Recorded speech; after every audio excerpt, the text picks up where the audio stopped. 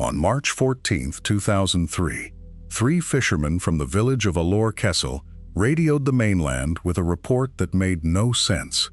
They didn't respond to shouting. They'd found 17 figures standing on the western cliffs, human-sized, perfectly still, all facing the ocean. The figures didn't move when the fishermen approached. The Indonesian Coast Guard arrived 6 hours later with a police escort and a photographer from the regional bureau. By the time they reached the cliffs, every figure was gone, but something had been left behind in the exact spots where they'd stood, pressed into the rock itself. For 21 years, researchers have tried to explain what those fishermen saw. Every theory has collapsed under scrutiny. The official file remains open, marked unresolved, because the evidence points in directions that contradict each other. But before anyone could understand what they'd seen, the island's history revealed something far older. Alor Island sits in the Lesser Sunda chain, 1,200 kilometers east of Java, surrounded by water that drops to 3,700 meters within 5 kilometers of the coast. The island is 2,928 square kilometers of volcanic ridges and narrow valleys, with peaks reaching 1,839 meters. Until the 1970s, no paved roads connected the coastal villages to the interior. The Abui, Kamang, and Kui peoples have lived here for at least 3,000 years, speaking languages unrelated to Malay or any neighboring group. Dutch administrators reached the southern ports in 1908, but the Western Highlands remained unmapped until 1954. Census records from 1920 list 47 villages, but surveyors noted at least 12 more that refused contact. The western cliffs where the figures appeared are a 90-minute hike from the nearest settlement, accessible only by a footpath that washes out in the monsoon season. No infrastructure was ever built there. No anchorage exists below. That isolation, though, had preserved something the modern world wasn't ready for. A 1912 dispatch from Dutch colonial officer Hendrik Jurgens mentions stone sentinels on Alor's western coast and notes that local guides refuse to approach the area. He describes the stones as roughly human in proportion, but provides no measurements or sketches. A follow-up expedition planned for 1913 was canceled when porters from 3 villages declined to participate. Catholic missionaries arrived in 1919 and established a small mission near present-day Calabahi. Father Dominicus van Eyck's journal from 1921 records attempts to survey indigenous sacred sites.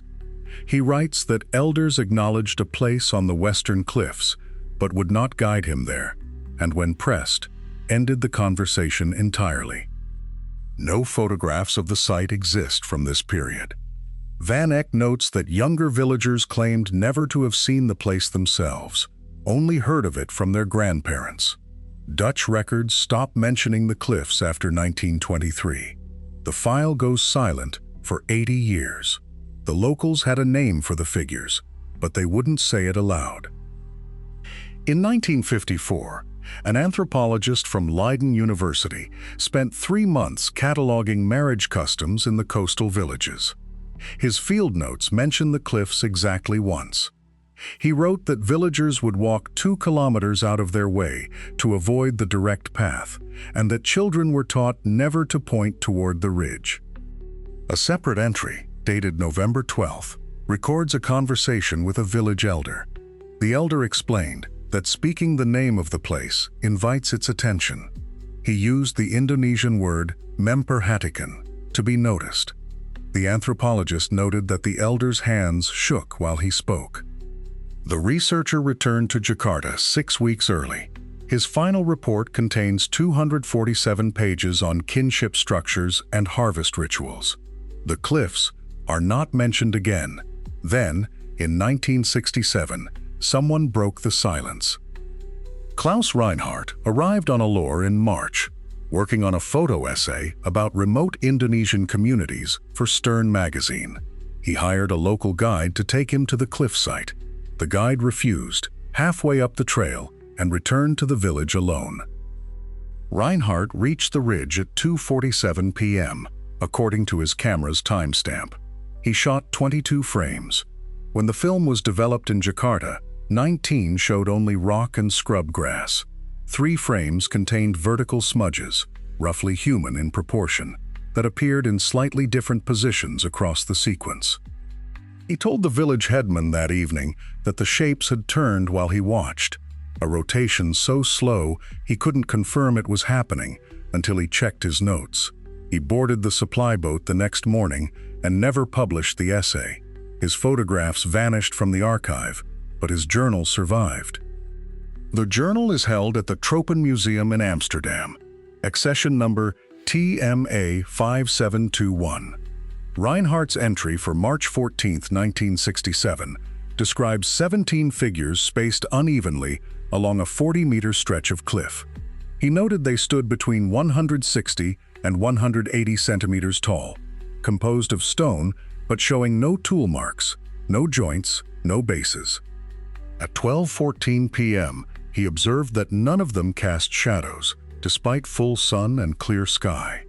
He wrote that their surfaces were smooth, almost polished, and that every figure faced 168 degrees southeast, toward open ocean.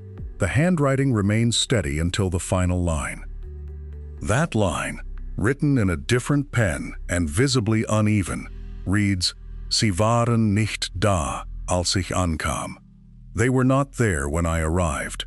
36 years passed before anyone else admitted seeing them. On March 14, 2003, 3 fishermen from the neighboring island of Pantar anchored their boat in a cove below Alor's western cliffs. A storm had forced them off course. They stayed through the night. At 5:47 a.m., as the sun broke the horizon, they saw them. 17 figures standing in a line along the cliff edge, perfectly still. The fishermen watched for 22 minutes before pulling anchor and heading back. They reported it to police in Calabahi that afternoon.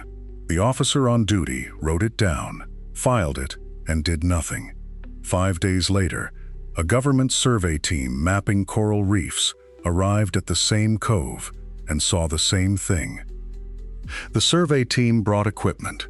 What they recorded changed everything. The footage is 4 hours and 11 minutes long. It shows 17 upright forms, each roughly 1.8 meters tall, standing in a straight line 14 meters from the cliff edge. The camera is stationary, mounted on a tripod 200 meters offshore. No visible faces, no clothing, no movement of any kind across the entire recording. The shapes remain fixed, even as wind bends the grass around them. At 11:03 a.m., clouds pass overhead and shadows shift, but the figures don't.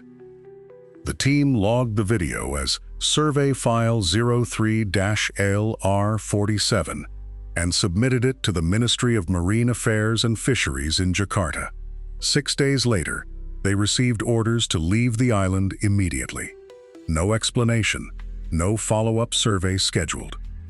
The order came from Jakarta. Someone higher up already knew. On April 9, 2003, a 12-man unit from the Indonesian Navy arrived at the western cliffs. They carried survey tools, cameras, and sealed orders. When they reached the site, the figures were gone. What remained were 17 shallow depressions in the volcanic rock, each one roughly circular, each exactly 34 centimeters deep. Seawater had pooled in every one.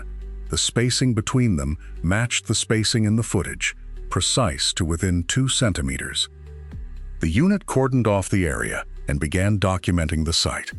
They measured, photographed, and took samples. The depressions showed no tool marks, no fractures, no sign of excavation. The rock surface inside each one was smooth, almost polished. But the depressions weren't empty.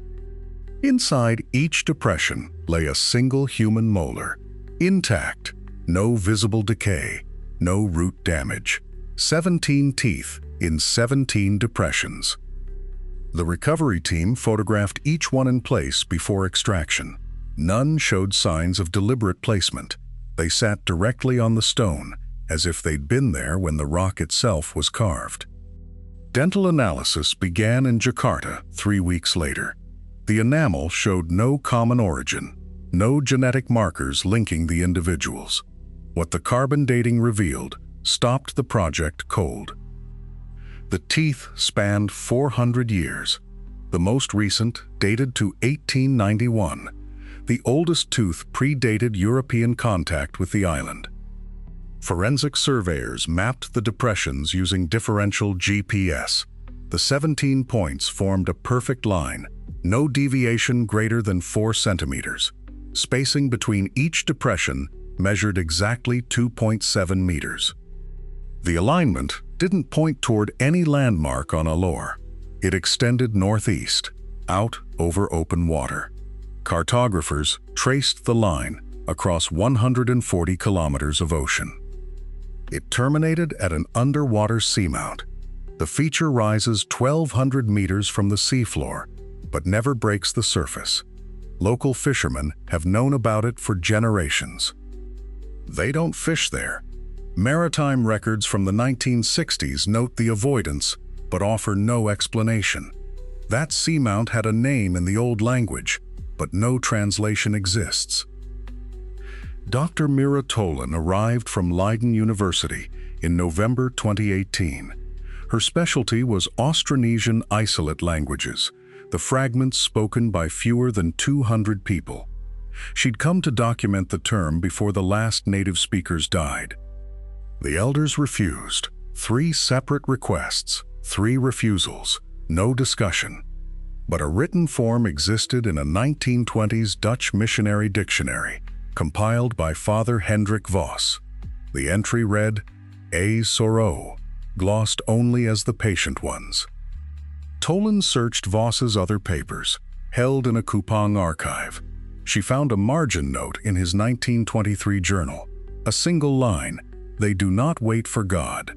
A 1927 letter mentioned the term again, advising his successor to avoid the eastern shore entirely. The third reference appeared in a 1931 medical log from a colonial hospital. A fisherman, delirious with fever, had repeated the phrase 47 times before he stopped breathing.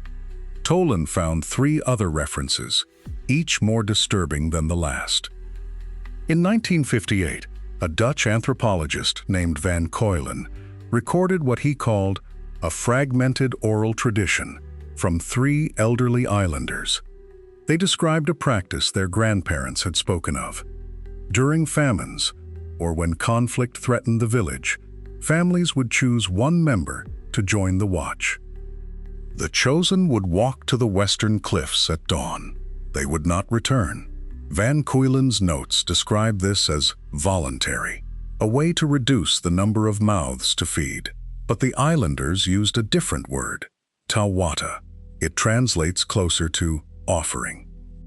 The practice had reportedly stopped by the 1880s, around the time the Dutch established a permanent mission.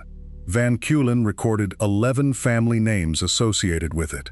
9 of those families still lived on Alor in 1958. None would speak to him again after the first interview. The ritual had a condition, one no anthropologist could accept. According to the text Van Kuylen recorded, the person had to go willingly, no coercion, no force, and they had to be heard by the sea. The islanders would not clarify what that meant. If the sea refused them, they would come back, but they would come back changed. Van Kuylen pressed for details. One woman told him the returned ones had seen the shape of the water. Another said they carried the cold inside them. The third refused to translate the phrase at all. Van Kuylen's field notes include a marginal comment in Dutch. They fear the ones who return more than the ones who stay. The text he recorded does not define what changed means. It does not describe symptoms or behavior. 7. Documented cases exist of people returning from the cliffs. Colonial medical records from a hospital in Calabahi describe 7 individuals found near the western cliffs between 1911 and 1959. All were catatonic when discovered. All were missing their right upper molars, cleanly, with no sign of infection or trauma. None of them ever spoke again.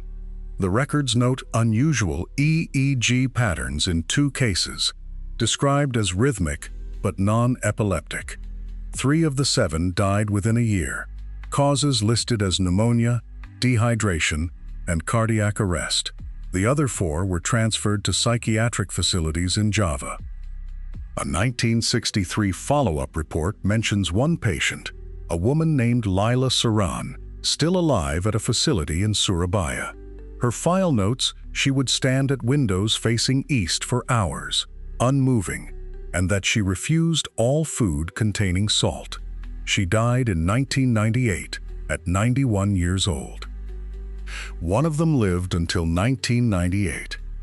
Maria Soga spent 39 years in a care facility in Kupang, a coastal city 300 miles west of Alor. Staff records from 1962 through 1997 describe the same behavior, season after season. She would stand at the windows, facing west, motionless, sometimes for 6 or 7 hours without sitting. She never spoke. She ate only rice, vegetables, and fruit. Any dish containing salt, she refused.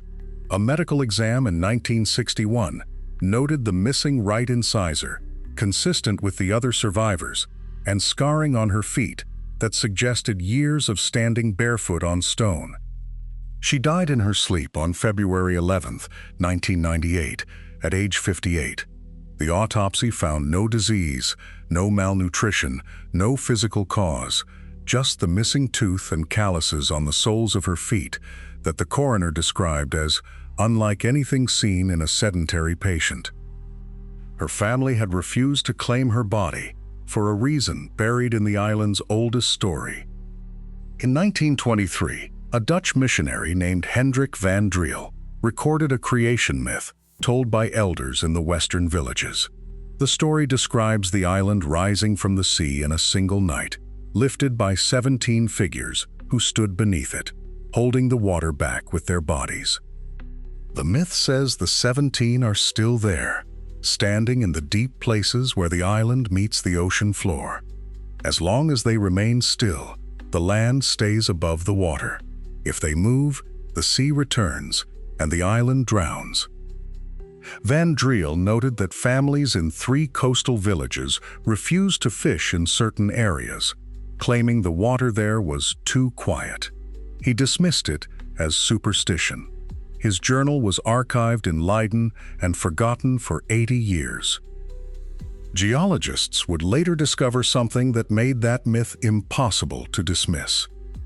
In 2005, an Australian-Indonesian seismic survey mapped the ocean floor around Alor as part of a tsunami early warning project. The data showed the island sits directly atop an active subduction zone, where the Australian plate is sliding beneath the Banda Arc at 7 centimeters per year. The western cliffs, where the statues stood, are part of a collapsing shelf. The rock there is fractured limestone, honeycomb with stress fractures. The lead geologist, Dr. Alan Richter, wrote in his report that the island is geologically unstable and could experience catastrophic subsidence within 200 to 400 years. His team modeled 6 scenarios. In 4 of them, the western third of the island drops into the sea. In the other 2, the entire landmass tilts and sinks below the waterline within minutes. The survey also found something no one was looking for. The seamount sits 11 kilometers offshore, its peak 47 meters below the surface. Sonar imaging from the 2019 survey revealed structures at its base that don't match any known volcanic formation. The angles are too sharp, the spacing too regular. At 1,400 meters depth, the base shows what text described as stepped terraces, each roughly 3 meters wide, descending in a spiral pattern around the mount's core. No core samples have been taken. No submersible has been sent down. The Indonesian government declined 3 separate expedition proposals between 2020 and 2023, citing budget constraints and territorial sensitivity. The survey data was classified as restricted access in early 2024, but fishermen have been pulling things up from that area for decades. Nets dragged across the seamount's upper slope sometimes return damaged, snagged on what crews call the teeth. When they do come back intact, they occasionally carry fragments of carved basalt, none larger than a fist. The stone is always black, never encrusted with coral or barnacles the way centuries-old wreckage should be. In June 2001, a trawler captain named Yosef Bani hauled up a piece weighing 4.2 kilograms. It showed part of a face, human but not quite.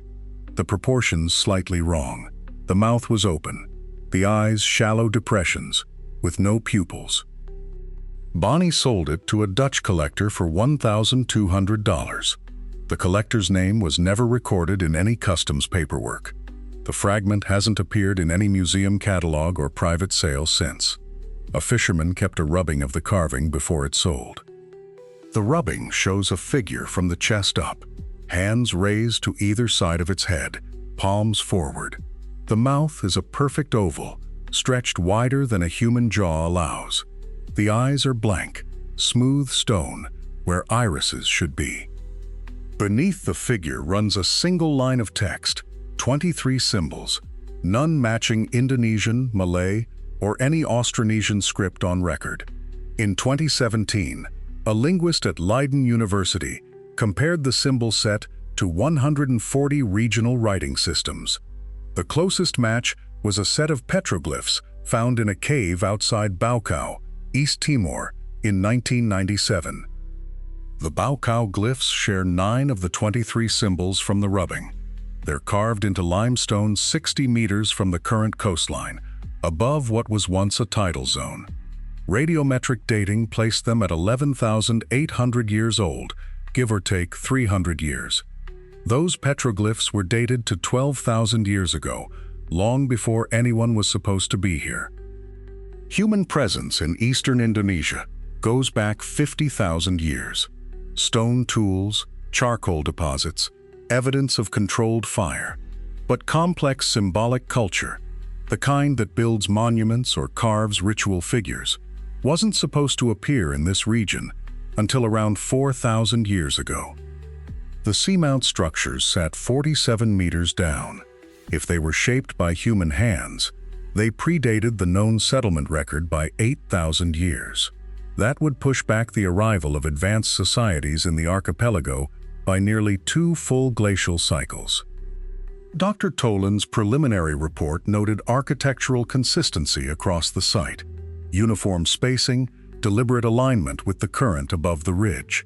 She stopped short of calling them artificial, but the geology team found no volcanic process that could account for the formations. The survey data was submitted to Jakarta in November 2005.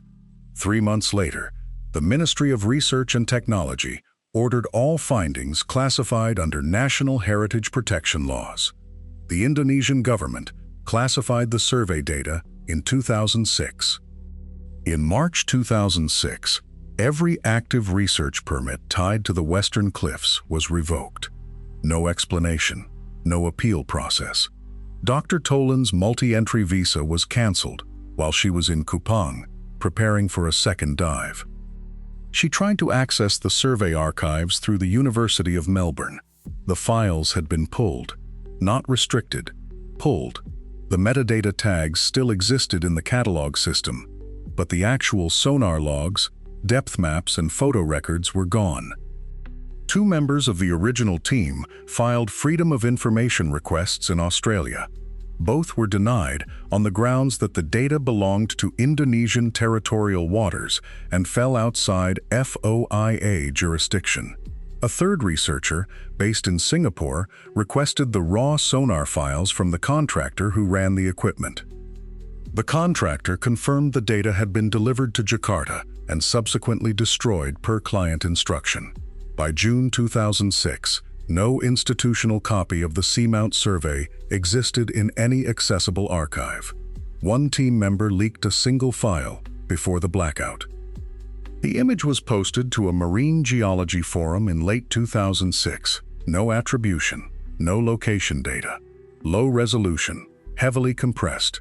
It showed a sonar return from the seamount's southern face, depth stamp reading 49.2 meters. 17. Vertical structures, evenly spaced across 63 meters of seafloor, each between 1.6 and 1.9 meters tall. The acoustic shadow behind them suggested density consistent with limestone or compacted sediment, not basalt. The EXIF data embedded in the file showed a capture date of May 14, 2005. That was 19 days after the last confirmed sighting of the cliff figures, 11 days after the village reported them missing. The spacing between the seafloor structures matched the spacing of the carved figures, within 40 centimeters. The forum post stayed live for 11 hours before it was removed. By then, it had been copied and re-uploaded to 4 other sites. Dr. Lee Mei-jen, the geophysicist who operated the sonar rig during the original survey, was reported missing in Jakarta in April 2007. The scientist who leaked it disappeared in 2007. Dr. Ahmad Kusuma, the survey team's lead marine geologist, was reported missing in Bali on May 3, 2007. His hotel room at the Grand Mirage Resort showed no signs of disturbance. The bed was made. His laptop, passport, and wallet remained on the desk. Hotel security footage shows him returning to his room at 9:47 p.m. He never left through any recorded exit. The building had 4 cameras covering every stairwell and the single elevator. Police reviewed 72 hours of footage. His belongings were held for 6 months, then released to storage. No family came forward. No colleagues claimed them. The Denpasar Police Department filed the case as an unsolved disappearance in November 2007. No suspects, no leads, no body. His final email, sent the night before, contained a single line. The email went to Dr. Siti Nurhaliza, a colleague at Bandung Institute of Technology. It was sent at 11:32 p.m. on May 2nd. The subject line was blank. The message read, "They aren't holding back water, they're holding back something older." Dr. Nurhaliza reported it to campus security the following morning, then to local police after hearing about Kusuma's disappearance. She declined interview requests from 3 news outlets. When contacted by a Jakarta Post reporter in 2008, she said only that she had no further information and hung up. The police file includes a printed copy of the email. Metadata confirms it was sent from Kusuma's verified account, from an IP address registered to the Grand Mirage Resort. There were no other emails sent that night, no drafts, no deleted messages in his account recovery logs. Meanwhile, the island's population was beginning to notice a change. Starting in early 2006, residents across Alor reported a sharp increase in vivid nightmares. The content was consistent: standing on the cliffs, watching the sea rise, hearing something beneath the surface. Clinic records from Kalabahi show a 340% spike in reported insomnia cases between January 2006 and June 2007. Dr. Maid Suryani, a psychiatrist who treated 18 patients from the island, noted the pattern in her case files. All described the same dream structure. All woke at approximately the same time, between 3 and 4 a.m. None had prior diagnosed anxiety disorders. Local health workers documented prescriptions for sleep medication increasing from 12 per month in 2005 to 89 per month by mid-2007. A community health survey conducted in April 2007 found that 64% of respondents over age 30 reported sleep disturbances that began after late 2005. The nightmares shared one detail no one had ever mentioned publicly. The nightmares all contained the same sound, a low hum, felt in the chest more than heard with the ears, rising from somewhere beneath the ocean. 23 people interviewed between April and June 2007 described it independently, using nearly identical words. 8 of them did something else. Upon waking, they drew the same symbol on paper, on walls, in the dirt outside their homes. A circle with 17 lines radiating outward, evenly spaced. Researchers cross-referenced it against Alor's documented oral traditions, Indonesian cultural archives, and regional religious iconography. It appeared in none of them. The symbol had no precedent in the island's history, no connection to local mythology or craft, and yet 8 people, ranging in age from 34 to 71, woke up and drew it without discussing it with anyone. Then, in 2009, the hum became real. On August 12, 2009, at approximately 2:17 a.m., residents in 4 western villages reported a vibration strong enough to rattle windows and shake loose objects from shelves. It wasn't an earthquake. The sound was subsonic, a deep thrumming that seemed to come from the water. Indonesia's seismograph network recorded no seismic activity in the region that night. The vibration continued through August 13th and 14, beginning around 2 a.m. each night and lasting until just before dawn. By the third night, 140 people had filed reports with local officials. The sound was consistent, always the same frequency, always from the ocean, always stopping within minutes of sunrise. On the morning of August 15th, it didn't return. Seismographs remained flat.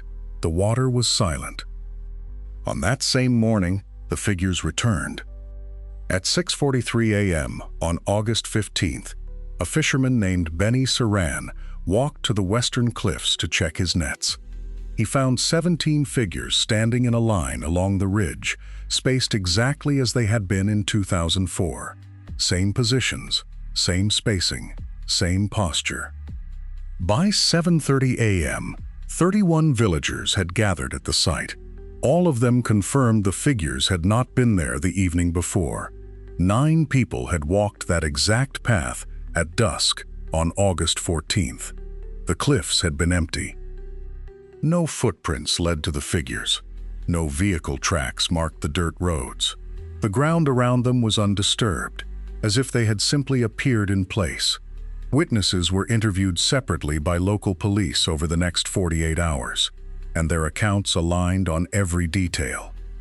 This time, the government didn't send the military. Within 6 hours, the Indonesian National Police established a 2-kilometer exclusion zone around the cliff site. No press statement was issued. No reason was given. Local officers were assigned to enforce the perimeter, but patrol logs show they stopped their rounds at least 400 meters from the figures. When pressed, one officer told a reporter he'd been instructed not to look directly at them for longer than necessary. The cordon remained in place for 11 days. Villagers who tried to approach were turned back without explanation. Fishermen were warned to stay offshore. By the 3rd day, the exclusion zone had doubled in size. On May 19th, a freelance journalist named Sarah Lim arrived in Alor from Jakarta. She had covered the story remotely and wanted footage.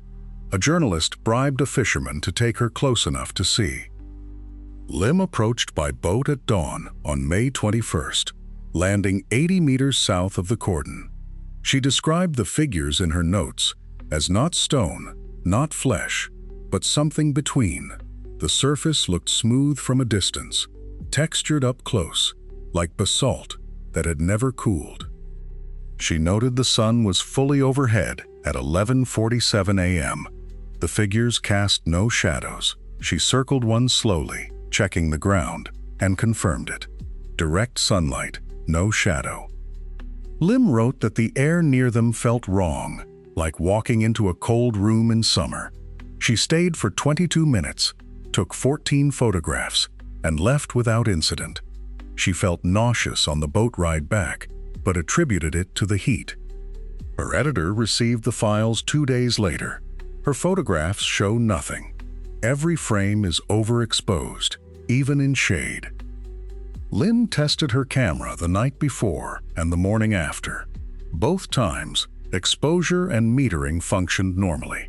Between those tests, every shot taken within 50 meters of the figures came back blown out, as if she'd pointed the lens at the sun. Her phone camera failed the same way. A backup recorder she'd clipped to her jacket captured 18 minutes of audio, but playback revealed only a faint hum at 17 hertz, just below the threshold most people hear. The hum was constant. Her voice, her footsteps, the wind, none of it came through. 2. Other journalists tried in the following week. Same result. Overexposed stills, static on video, low-frequency hum on every audio file. Equipment worked fine outside the zone. On May 28th, a research team from Universitas Gadjah Mada submitted a formal request to the Ministry of Research and Technology for site access. 3 physicists wanted to measure electromagnetic interference and radiation. A team of physicists requested access to study the phenomenon. The request was denied on June 14th. No review, no explanation, just a single-line rejection from the ministry's administrative office. The Indonesian Academy of Sciences tried again in September with a revised proposal. 8 researchers, 3 institutions, a budget of $47,000. They wanted sediment samples, water chemistry, magnetometer readings from the cliff face itself. That request was never formally denied. It simply received no response. The exclusion zone stayed in place, its legal basis still classified under Presidential Regulation 78/2009. But the figures didn't stay on the cliffs. In March 2011, fishermen from Kalabahi started noticing something. The cliffs were still off-limits. The patrol boats still made their rounds every 72 hours. But when they looked toward the restricted zone from a distance, they couldn't see the figures anymore. An anonymous drone flight in July, uploaded to a now-deleted forum, showed the cliff face from 200 meters out, empty. The 34 depressions were still there, each one still holding water that reflected the sky. But the figures themselves were gone. The exclusion zone wasn't lifted. No announcement was made. The patrols continued as if nothing had changed. 2 weeks later, a fisherman saw one of them somewhere else. August 3rd, 2011. A fishing boat 70 kilometers south of Alor, near the strait between Pantar and Lomblan. The captain, a man named Yosef Bataona, radioed the Coast Guard at 4:47 a.m. His voice was steady, his words precise. A figure standing on the water, motionless, 100 meters from his bow. He described the height, the proportions, the way it didn't move with the current. Then his transmission cut out mid-sentence. The Coast Guard found him 6 hours later, drifting. His boat was intact. His radio was smashed. The casing split cleanly down the center, as if crushed in a vise. Bataona refused to speak to investigators and sold his boat 2 days after returning to port. 3 more sightings followed, each farther from the island. On March 12, 2011, a fisherman named Marcelino reported seeing a figure standing on the water 8 kilometers north of Timor. He described it as upright, humanoid, motionless. His crew of 4 confirmed the sighting, all men with decades at sea. 7 months later, off the coast of Flores, 2 separate boats reported identical encounters within 48 hours of each other. Both captains gave the same details without prior contact. Tall, dark, standing where the water was 200 meters deep. One captain was a former naval officer. In 2013, a diving instructor near Sumba surfaced early, visibly shaken. She'd seen something vertical in the distance, beyond the reef drop-off, holding position against the current. She canceled the rest of her bookings that week and left the island. By 2014, 11 separate reports had been filed across 4 islands, spanning a 600-kilometer stretch of ocean. Every witness used the same words: standing, watching, wrong. None of the figures were ever photographed clearly. Dr. Sari Lestari, a marine geologist at Universitas Gadjah Mada, obtained copies of the incident reports through a contact at the Harbor Authority. She plotted each sighting on a bathymetric map, marking coordinates and dates. A pattern emerged immediately. The sightings formed a near-perfect line extending 470 kilometers southwest from Alor, directly toward the Java Trench. The trench floor sits 7,450 meters below sea level, the deepest point in the Indian Ocean. Every sighting occurred within 12 kilometers of a tectonic boundary. Lestari cross-referenced the dates with seismic data from the Indonesian Meteorological Agency. 9 of the 11 sightings happened within 72 hours of minor tremors along the subduction zone, magnitude 3.2 to 4.8. The correlation was statistically significant. She drafted a paper proposing a link between the sightings and subsurface tectonic activity, suggesting the figures might be misidentifications of gas venting or pressure-related surface disturbances. The researcher's analysis was never published. Her funding was pulled mid-project. On June 3, 2015, Dr. Indah Wulan received an email from the University of Jakarta's Office of Research Administration. Her grant, approved for 3 years, was being terminated after 18 months. The reason given: budgetary constraints affecting non-priority programs. A week later, her department head requested all physical and digital files related to the project for archival purposes. Wulan complied, handing over notebooks, raw data, and her draft manuscript. She never saw them again, and no archive record exists. Her colleagues advised her to move on. One mentioned, off the record, that someone from the Ministry of Marine Affairs had made inquiries about her work.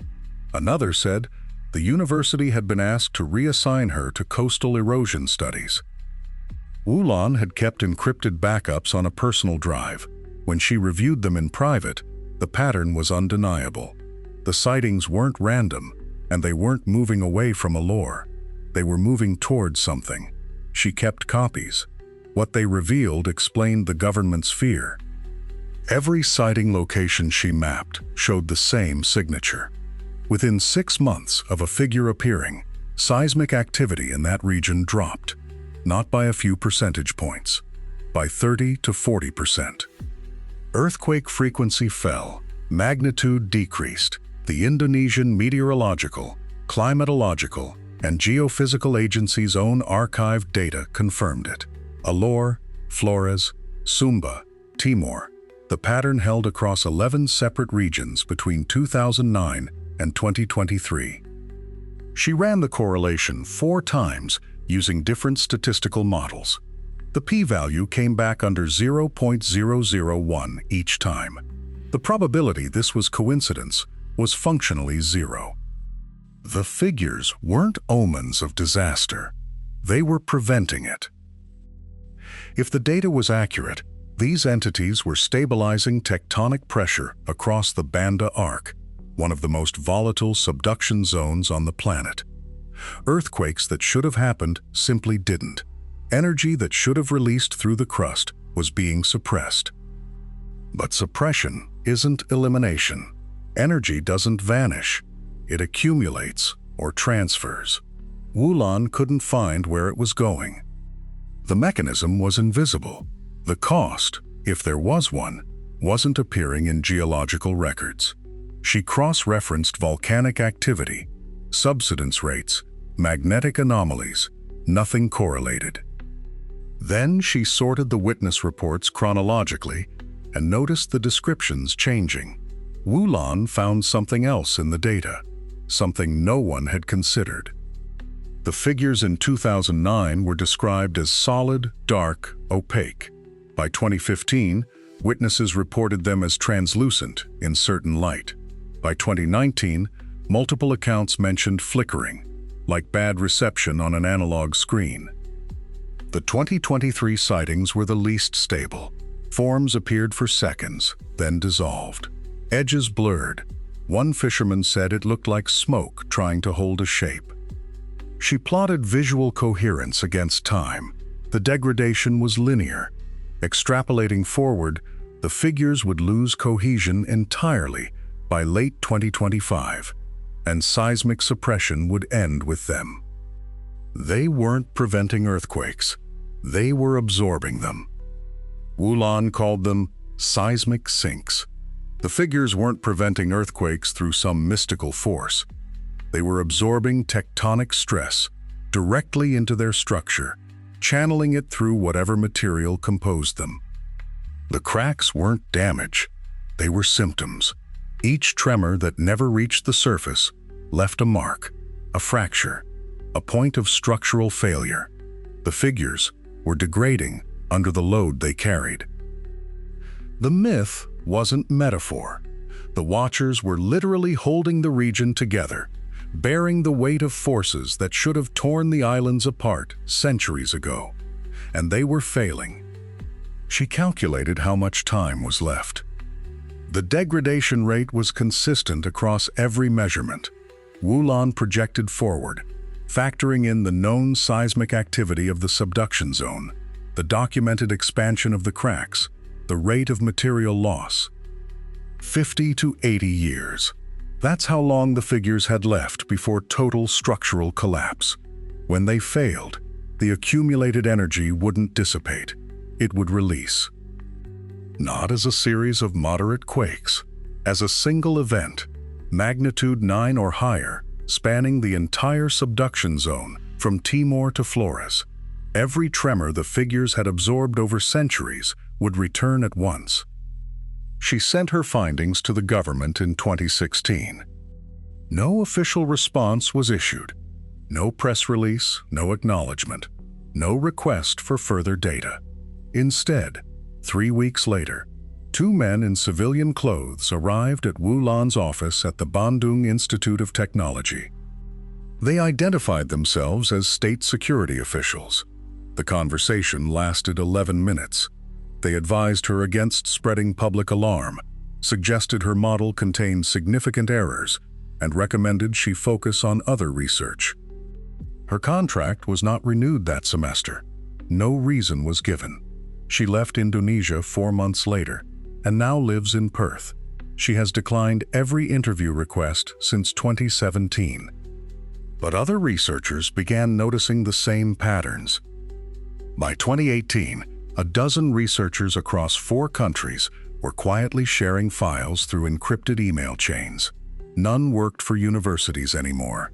A geologist in Brisbane, 2 anthropologists in Jakarta, a Dutch archaeologist who'd left her museum position. They pooled radiocarbon data, soil samples, linguistic records from 11 minority languages. The timeline stretched back 4,200 years. The figures had been rebuilt at least twice before. Each time, the same construction method, the same sediment layers, the same trace elements in the stone that don't occur naturally on Alor. One researcher in Taiwan cross-referenced tectonic data with indigenous migration patterns. Another in Makassar compared oral histories from 7 islands. The pattern held across every data set. The figures would stand for centuries, then degrade rapidly over 20 to 30 years. They found evidence of a previous collapse. Sediment cores from the seabed show a massive displacement event around 1650. Not an earthquake, something slower. The ocean floor dropped 11 meters over 3 months. Tsunamis hit every island in the chain. Entire villages vanished. Portuguese records from Timor describe the sea rising without warning, then retreating for days. The Dutch East India Company noted the population of Alor fell from an estimated 12,000 to fewer than 800 in a single year. Survivors described the stone figures cracking, then crumbling into powder. Elders from 3 different language groups used the same phrase in their migration stories. The watchers fell, and the land followed. One account recorded by a Jesuit missionary in 1680, mentions villagers trying to repair the figures with clay and wood. It didn't work. The subsidence continued for 18 months. Then it stopped. The survivors began building again, in the same locations, using the same methods their ancestors had used before. The figures we see now are the second generation. The theory that emerged from the network wasn't written down anywhere. It circulated in phone calls and signal messages. The figures don't symbolize protection. They are protection. The ritual described in the 1987 field notes wasn't metaphorical. The consciousness of the chosen individual was transferred into the stone structure through a process no one alive understands. Each figure holds one person. It takes decades to degrade because the human element anchors the geological process. When the figures fail, the land collapses. When the land stabilizes again, new figures must be built. New transfers must occur. The cycle has repeated for over 4,000 years. If the theory is correct, the 17 figures standing today have been standing since the early 1700s. The cracks are spreading faster now than they did in the 1980s. The subsidence events Dr. Hartono recorded in 2009 match the early stage pattern from 1640 to 1647. The network estimates 8 to 15 years before structural failure. Which means the 17 figures standing now are people. If the correlation holds, the figures aren't monuments, they're the participants. 17 people who walked to the cliffs across 400 years and became the anchors themselves. The teeth support it: human molars, premolars, canines. Recovered from the base of 11 different figures between 1891 and 2009. Carbon dating places them across the full span: 1640, 1718, 1802, 1889, 1959. Dr. Hartono's team compared the dental records to regional population genetics. The teeth belong to individuals from Alor Island, not imported relics, not symbolic offerings, people who lived there. 17 souls holding the boundary in place. But the ritual hasn't been performed since 1959. Modernization broke the chain. Missionary activity intensified in the 1960s. By 1975, 82% of Alor's population had converted to Christianity. The old ceremonies were discouraged, then forbidden, then forgotten. The ritual knowledge was oral, passed elder to apprentice. No written record exists. The last man confirmed to know the full sequence was Pak Louis Tanama, who died in 2003 at age 91. His grandson told anthropologists in 2006 that Pak Louis refused to teach it, said the cost was too high, that the island no longer believed enough to ask it of anyone. No one alive knows how to create a new watcher, or if the process even works without the collective belief that sustained it. In 2018, someone tried anyway. Andreas Boli, 34 years old, left his home in Calabahi on the night of March 12, 2018. He told no one where he was going. His wife reported him missing the next morning. Search teams found his motorcycle parked at the trailhead below the cliffs. His sandals, wallet, and phone were stacked at the cliff edge. No note, no signs of struggle. The phone's last activity was 11:47 p.m. Police searched for 6 days. Divers checked the water below the cliffs. Nothing. His family held a funeral without a body in April. Local news carried the story as a likely suicide. 3 days later, villagers reported 18 figures on the cliffs. Witnesses from April 2018 described the new figure differently. Smaller, standing 3 meters apart from the line, at the southern end of the cliff formation. For 14 days, it remained visible in daylight. Then it faded over the course of 48 hours, growing translucent until it disappeared entirely. The original 17 stayed sharp. In July, a Dutch geologist working the eastern coastline found a human molar lodged in a fresh depression in the basalt. DNA analysis matched Boli. Carbon dating placed mineral deposits around the tooth at 2018. The ritual had worked, partially. But the 18th figure never stabilized. Dr. Wulan's team reviewed the historical accounts and identified 3 consistent elements in successful transformations. The individual possessed direct knowledge of the process, entered the water with clear intention, and the community witnessed and acknowledged the act. Boli had none of those. He walked into the ocean alone, at night, with no preparation. His family believed he drowned. The village mourned him as a suicide. Whatever bond connects the figures to the island, it requires more than sacrifice. It requires understanding, ritual structure, collective recognition. Boli's death was just a death, which means the degradation will continue. As of November 2024, the figures are still reported, but descriptions have changed. Witnesses now describe shapes that flicker in and out of visibility, like heat shimmer on pavement or silhouettes through fog. On clear days, locals say you can barely see them. Photographers who captured sharp images in 2015 return with blurred shots, even using the same equipment. The basalt is crumbling faster, 11 centimeters of erosion, recorded in 2023 alone. Seismic sensors installed in 2022 show a steady uptick. Small tremors, magnitude 2.1 to 3.4, clustered offshore. The correlation Wulan identified in 2017 is reversing. As the figures fade, the seismic activity rises. And the island's nightmares have returned.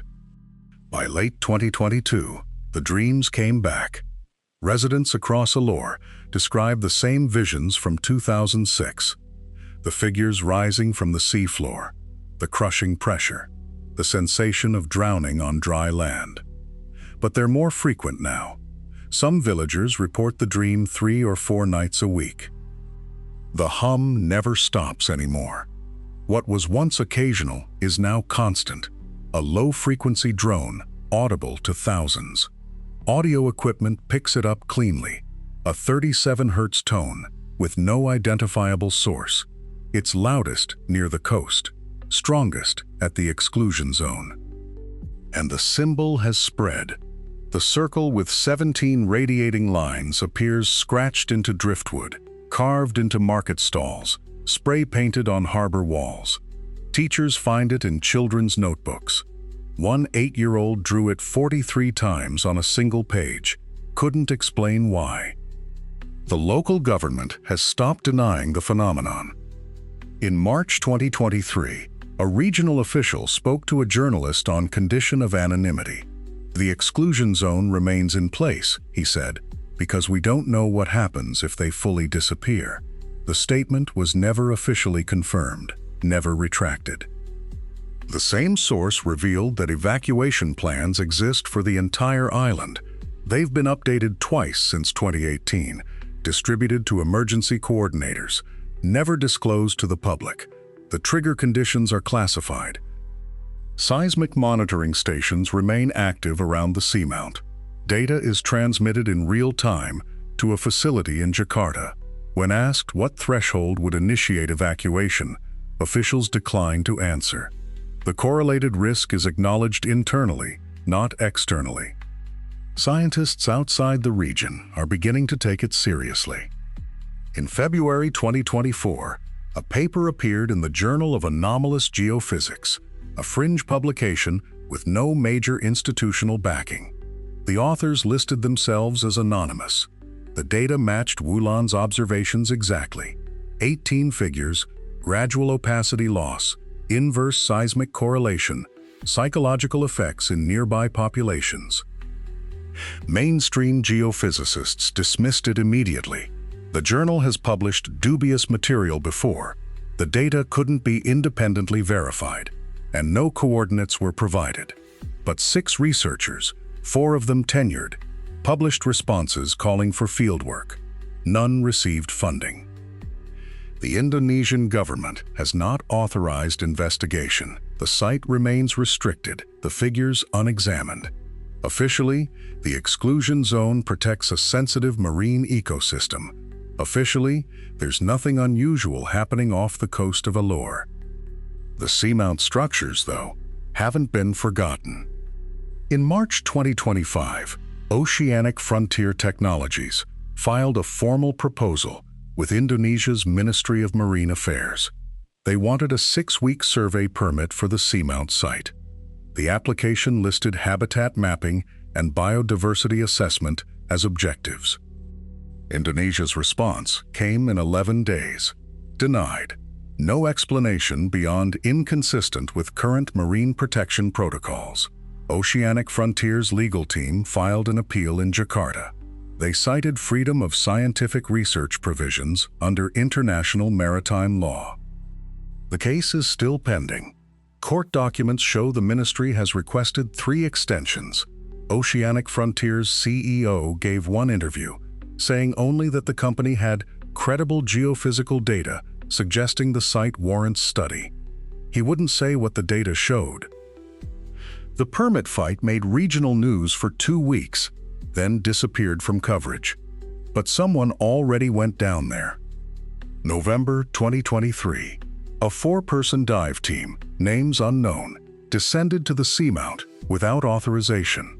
They carried modified rebreathers and underwater cameras rated to 180 meters.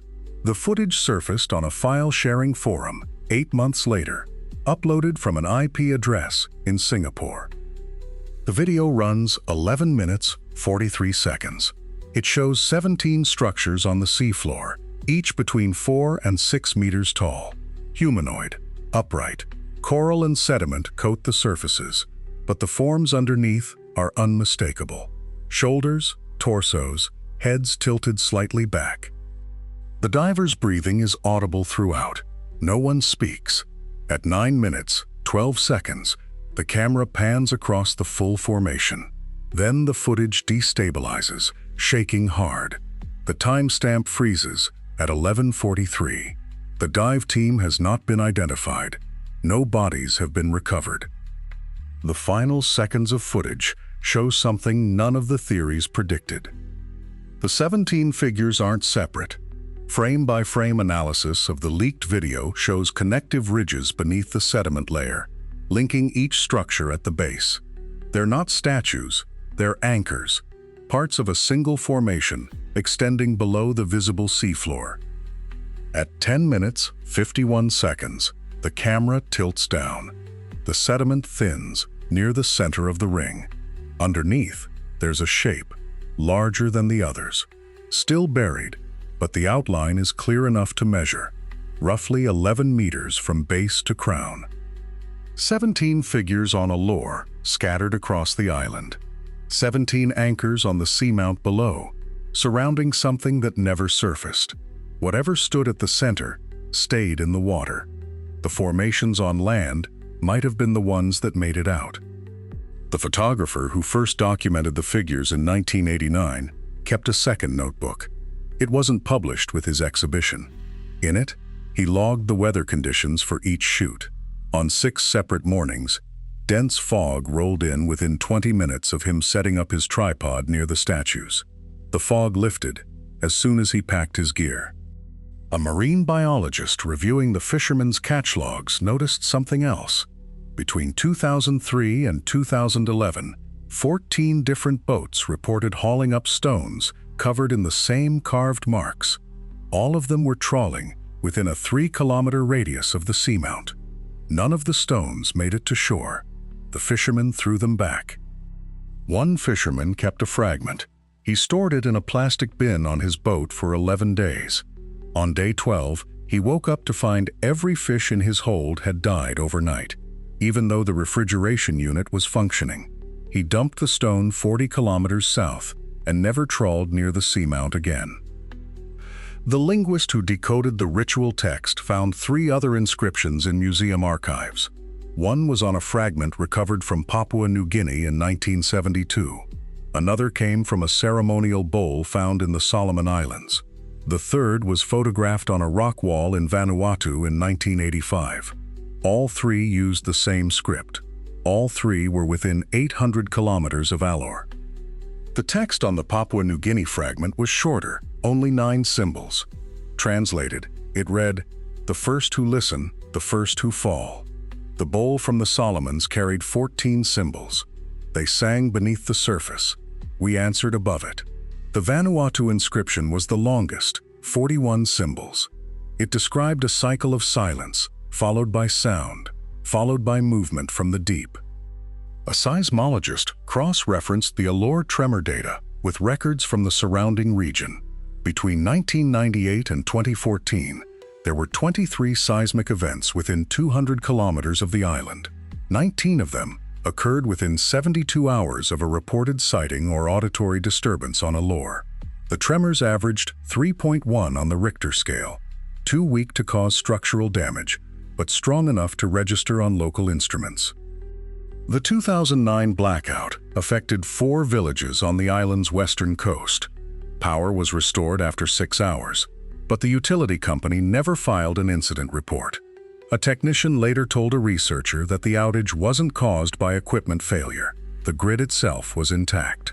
The power draw spiked to 340% of normal capacity for 18 minutes, then dropped to 0.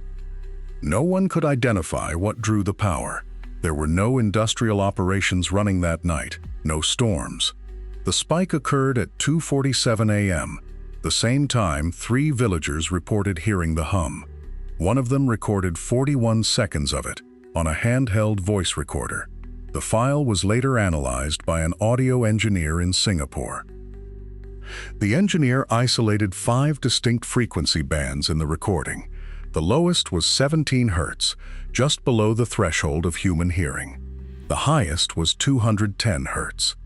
What stood out was the pattern. The frequencies pulsed in groups of 3, separated by 1.4-second intervals. The engineer called it too regular to be geological, too irregular to be mechanical.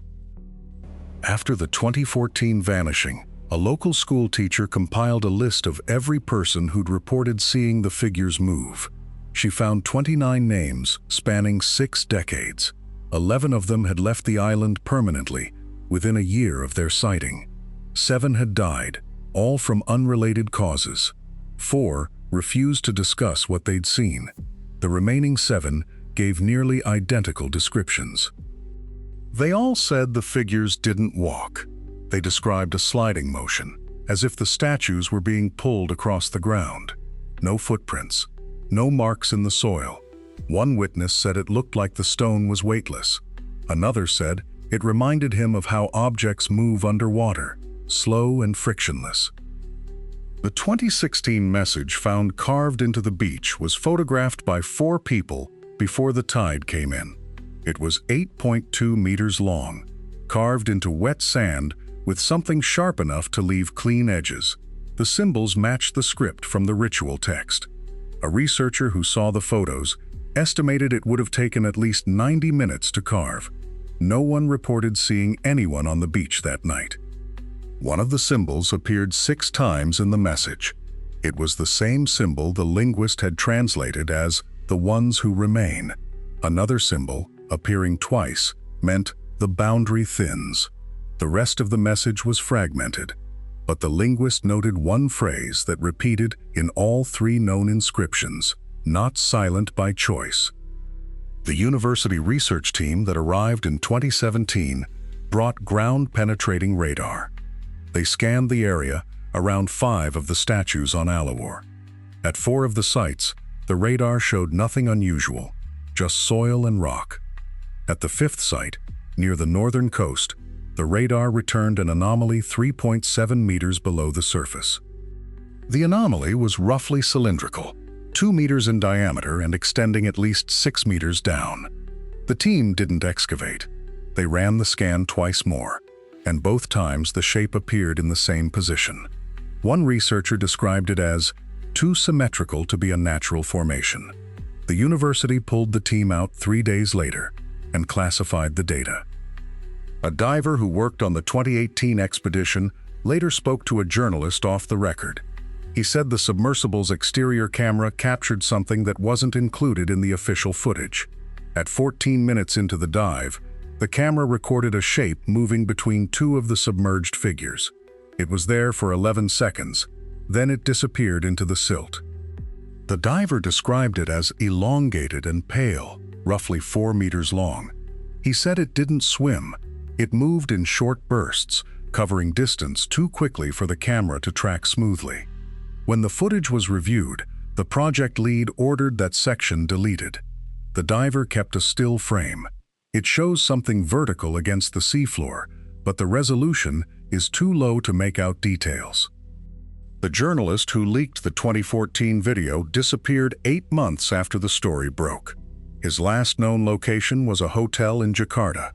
He'd told a colleague he was meeting a source who had documentation about the 1962 expedition, the one that predated the official government survey by 3 years. The colleague never heard from him again. The 1962 expedition was led by a Dutch marine archaeologist who'd spent 5 years cataloging shipwrecks in the Indonesian archipelago. His notes mentioned Alor twice. In the first entry, dated April 14th, he wrote that local fishermen refused to guide his team near the western shelf.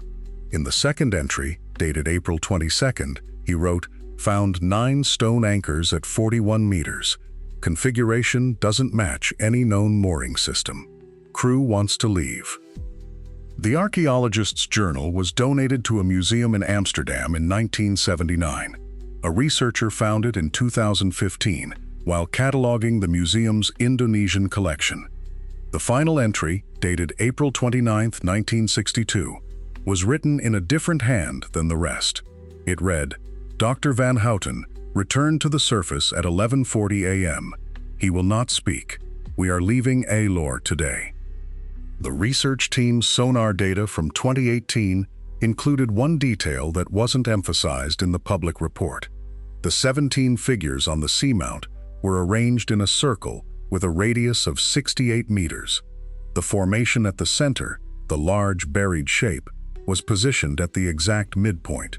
The precision of the layout was within 1.3 meters across all 17 positions.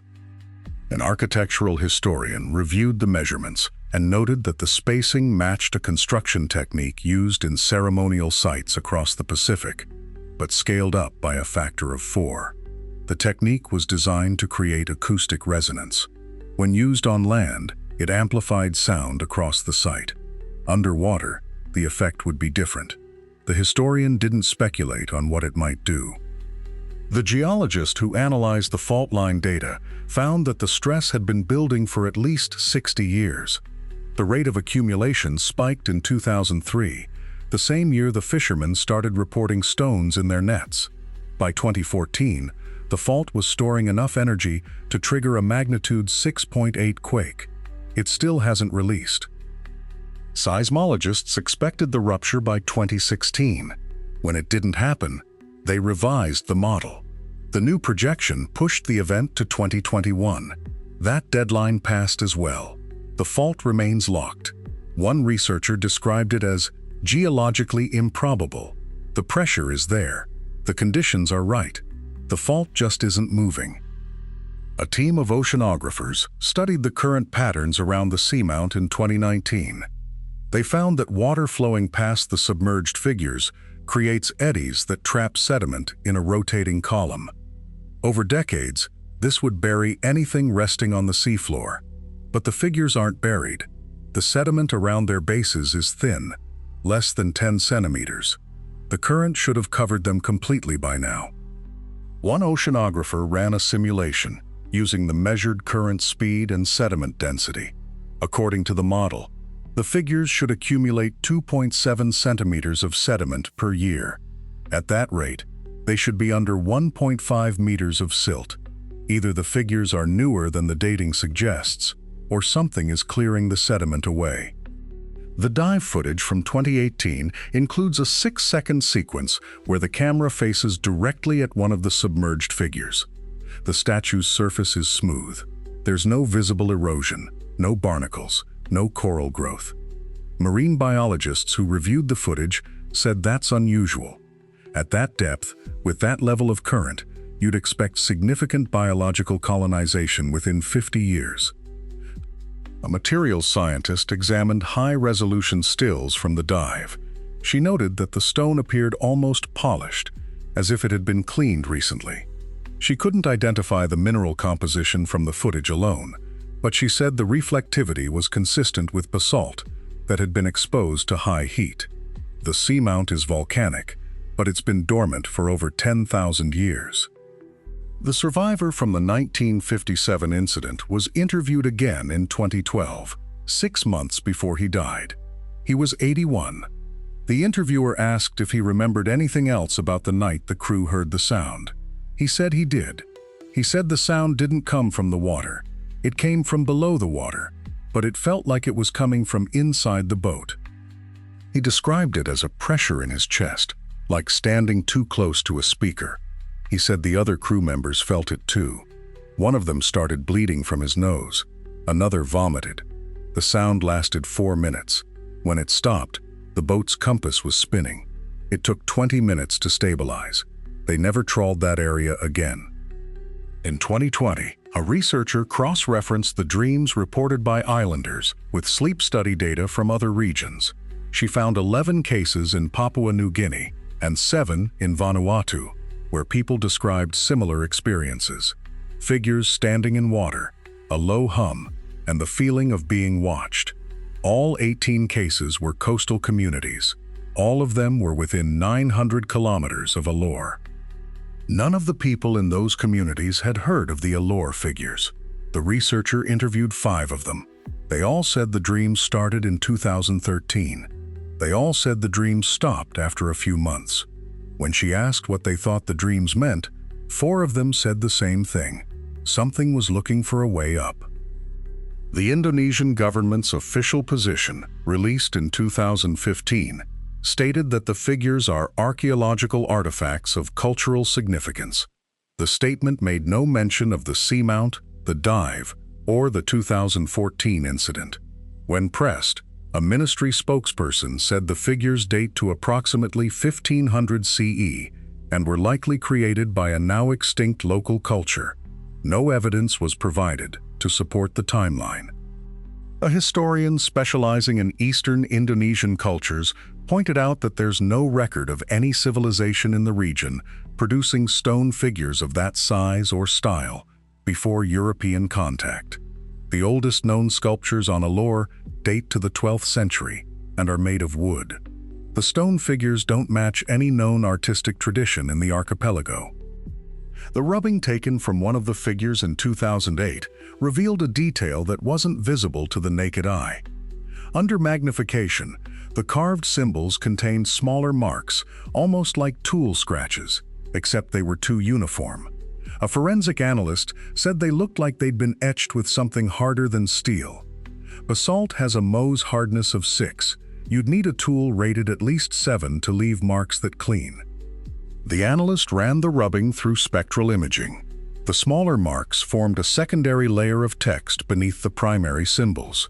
The linguist who'd translated the original script couldn't decode the secondary layer. The symbols were different, older. She said it looked like a proto-script, something that predated the ritual text by centuries, maybe longer. The underground network that began circulating the dive footage in 2019 grew to include over 4,000 members by 2021. Most of them were researchers, journalists, and locals from Alor. They shared documents, photos, and first-hand accounts. The network operated through encrypted channels. In March 2021, the main server went offline. No explanation was given. It hasn't come back up. Before the server went down, a member archived 187 documents and uploaded them to a public file-sharing site. The archive included the 1962 expedition notes, sonar data from 2018, and 14 witness statements from islanders who'd reported sightings between 2010 and 2020. The file was downloaded 9,341 times in 3 days. Then the link was removed. The hosting site said it was a copyright claim. No claimant was listed. One of the witness statements described an event from July 2019. A fisherman was returning to port just after dawn. He saw one of the figures on the northern beach, the same one the research team had scanned in 2017. He said the figure was standing in the surf, water up to its base. He watched it for 3 minutes. Then a wave came in, and when the water cleared, the figure was gone.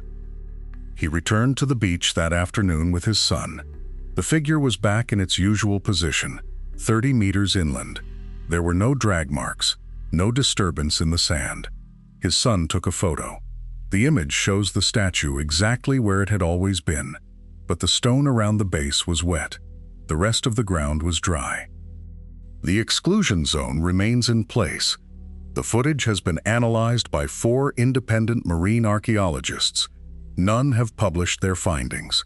The seamount is still there, 90 kilometers off the coast, in water too deep for recreational divers and too restricted for research vessels. And the 18th figure is still waiting.